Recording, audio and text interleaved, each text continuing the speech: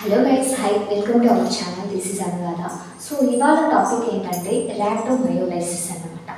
So ర్యాబ్డోమయోలైసిస్ అంటే ఏంటి, దానికి గల కారణాలు ఏంటి, అది ఏ కాజెస్ వల్ల వస్తుంది, సో అవి వస్తే ఒకవేళ సిమ్టమ్స్ ఎలా ఉంటాయి అనేది అయితే ఈరోజు చూసేద్దాము. సో అండ్ ఫస్ట్ వీడియోకి వెళ్ళే ముందు మీకు వీడియో నచ్చితే లైక్ చేయండి, షేర్ చేయండి, సబ్స్క్రైబ్ చేయండి. So please don't forget that. And so ఇవాళ కండిషన్ ఏంటంటే ర్యాబ్డోమయోలైసిస్. సో ర్యాబ్డోమయోలైసిస్ అంటే ఏంటంటే ఇది ఒక డిసీజ్ కండిషన్ అనమాట. సో డిసీజ్ కండిషన్ అంటే ఏంటి, మామూలుగా మనకు డిసీజెస్ వస్తాయి కదా, వ్యాధులు వస్తాయి కదా, అలాగే ఇది ఒక డిసీజ్ అనమాట. సో దీనికి సివియారిటీ అయితే ఎంత ఉంది అనేది అయితే చూసేద్దాం.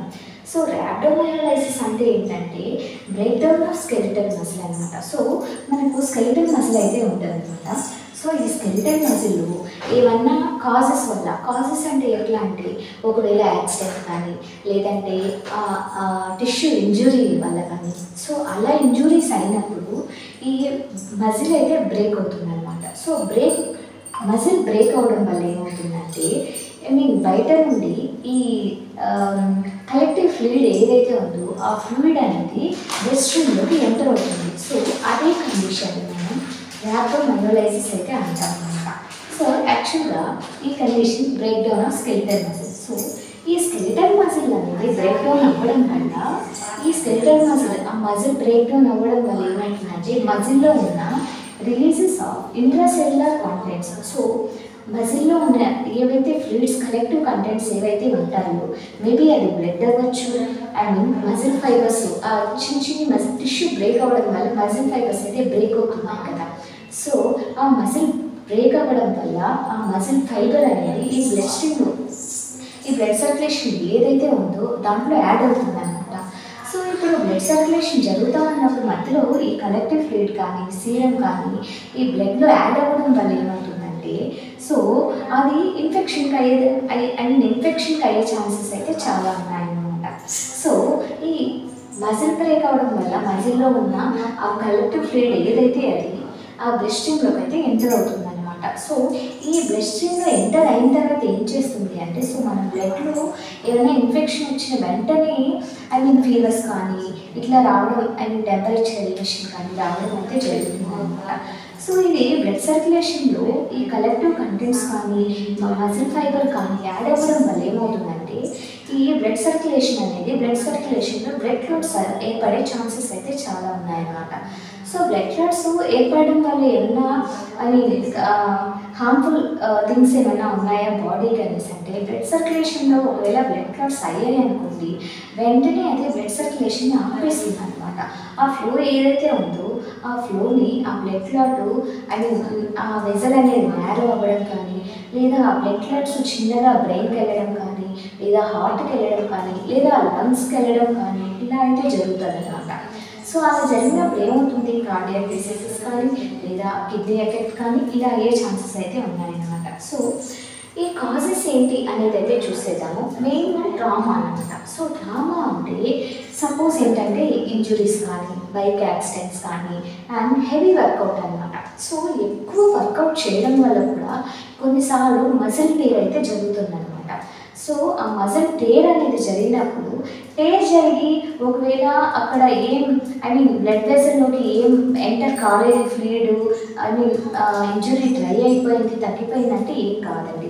ఒకవేళ అలా కాకుండా ఒకవేళ మజిల్ ఫైబర్స్ చిన్నగా స్ప్లిట్ అయిపోయి అది బ్లడ్ స్ట్రీమ్లోకి ఎంటర్ అయిందనుకోండి, వెంటనే బ్లడ్ క్లాట్స్ అనేది ఏర్పడడం స్టార్ట్ అవుతుంది అన్నమాట. ఇంజురీస్ అంటే ఒకవేళ బైక్ యాక్సిడెంట్ జరిగినా కూడా, ఒకవేళ పైన కింద పడ్డా కూడా చిన్నవి దెబ్బలు తగిలితే ఓకే. కాకపోతే ఈ మజిల్ ఫైబర్ అనేది ఎప్పుడైతే టేర్ అవుతుందో ఈ కండిషన్ అనేది చూస్తామన్నమాట చాలా మందిలో.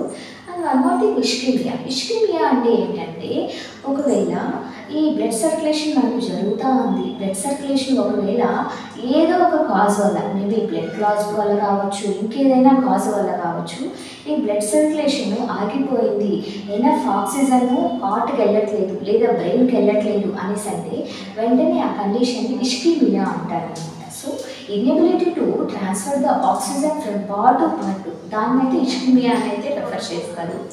And one more thing, toxins అనమాట.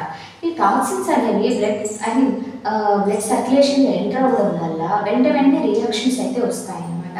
సో అనఫిలాటిక్ రియాక్షన్స్ కానీ ఇంకేమైనా రియాక్షన్స్ కూడా ఇవన్నీ ఎగ్జాంపుల్స్ ఉన్నాయని అంటే డ్రగ్స్.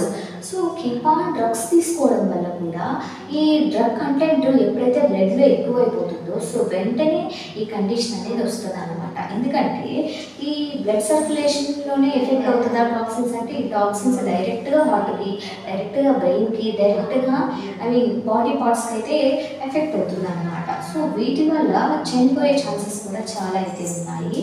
సో డ్రగ్స్ వల్ల కానీ, ఆల్కహాల్ వల్ల కానీ, లేదా ఇన్సెక్టివ్ వీనమ్స్, సో ఏదైనా ఇన్సెక్ట్ వల్ల కానీ లేదా వీనమ్ క్రియేట్ చేస్తుంటాయి సపోజ్ స్నేక్ అనమాట. సో వాటి వల్ల కూడా మన బాడీ ఎక్కువ ఎఫెక్ట్ అయ్యి సో బ్లడ్ సర్క్యులేషన్ షార్ట్ చేయగా సో హెచ్పీనియా కానీ లేదంటే హార్ట్కి సరిగ్గా ఆక్సిజన్ అందకపోవడం, బ్రెయిన్కి ఆక్సిజన్ సరిగ్గా అందకపోవడం ఇలాంటివి అయితే జరుగుతూ ఉంటాయి అనమాట. సో ఎనఫ్ ఆక్సిజన్ హార్ట్కి అందకపోతే కార్డియాక్ డిసీజ్ వస్తుంది, కార్డియాక్ అరెస్ట్ వస్తుంది. And one more thing, enough oxygen ఒకవేళ బ్రెయిన్కి అందలేదు అంటే వెంటనే బ్రెయిన్ డెత్ అవుతుంది, లేదా బ్రెయిన్ ఇష్యూస్ వస్తాయి, లేదా బ్రెయిన్ ఇష్కీమియా వస్తుంది. అలా అయితే డిసీజ్ కండిషన్స్ అయితే ఉన్నాయన్నమాట. లాస్ట్ ఇన్ఫెక్షన్ అనమాట. సో ఇన్ఫెక్షన్ చాలా చాలా ఇంపార్టెంట్ అండి. ఎందుకంటే ఒకవేళ మనం దెబ్బ తగిలినప్పుడు కానీ, యాక్సిడెంట్ అయినప్పుడు కానీ కొన్ని దెబ్బలు మనం పట్టించుకోమన్నమాట.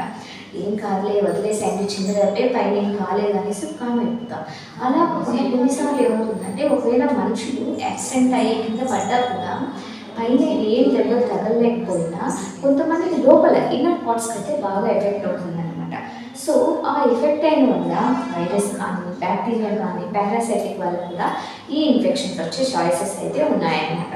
సో మీరు చూసేసారు కదా, ఈ స్కెలిటల్ మజిల్ అనేది బ్రేక్ డౌన్ అవ్వడం వల్ల ఆ మజిల్ నుండి ఆ మజిల్ ఫైబర్స్ కానీ లేదా ఈ కంటెంట్స్, కలెక్టివ్ కంటెంట్స్ ఏవైతే ఉన్నాయో సీరప్ కానీ, బ్లడ్ కానీ అండ్ వన్ మోర్ థింగ్ గురించి సో ఇన్ఫెక్షన్, సో ఇలాంటివంతా డైరెక్ట్ బ్లడ్ స్ట్రీమ్లో కలెక్ట్ అవుతాయి అన్నమాట. సో బ్లడ్ స్ట్రీమ్లో కలెక్ట్ అవ్వడం వల్ల ఏమవుతుందంటే ఈ బ్లడ్ అనేది హార్ట్కి కానీ బ్రెయిన్కి కానీ ఆక్సిజన్ అయితే అందుబాటు జరగదు. సో వాటి వల్ల ఇలా ఈ కండిషన్ అయితే వస్తుంది అనమాట. కాజెస్ చూసేసారు కదా, ట్రామా కానీ, ఇష్కీమియా కానీ, టాక్సిన్స్ కానీ అండ్ అనుమతి ఇన్ఫెక్షన్ వల్ల కూడా వైరస్, బ్యాక్టీరియా వీటి వల్ల ఈ కండిషన్ చూస్తాం అదేనా.